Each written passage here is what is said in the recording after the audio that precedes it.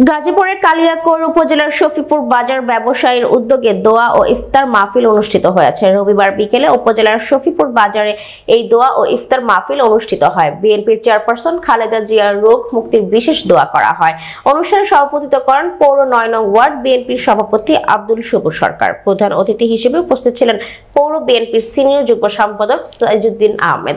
বিশেষ অতিথি ছিলেন পৌর শ্রমিক দলের প্রতিষ্ঠাতা সভাপতি এ কে আজাদ, শফিপুর বাজার ব্যবসায়ী সমিতির সাবেক সাধারণ সম্পাদক মতিউর রহমান প্রমুখ। পরবর্তীকালীন সরকার আপনারা সুন্দর একটা নির্বাচন উপহারের জন্য যা যা প্রয়োজনীয় ব্যবস্থা গ্রহণ করেন।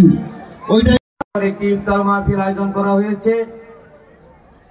এই ইফতার মাহফিলে উপস্থিত আছেন আমাদের তিনবারের প্রধানমন্ত্রী বেগম খালেদা জিয়ার রোগ মুক্তির। আউযু বিল্লাহি মিনাশ শাইতানির রাজিম। বিসমিল্লাহির জনতা যারা সাইজুদ্দিন আহমেদ উপস্থিত আছেন, স্বেচ্ছাসেবকতা দৈনিক বাজার ব্যবসায়ী সমিতি। 22 সালের অগাস্ট মাসে শফিপুর বাজার বণিক সমিতির নির্বাচন অনুষ্ঠিত হয়েছিল। কাজেই আমি আপনাদেরকে আহ্বান করব যে পর্যন্ত على رسوله محمد وآله وأصحابه أجمعين ربنا ظلمنا শুকরের নামাজ আমাদের ইফতারি আমাদের সেরি আমাদের কোরআন তেলাওয়াত আমাদের খতমে তারাবি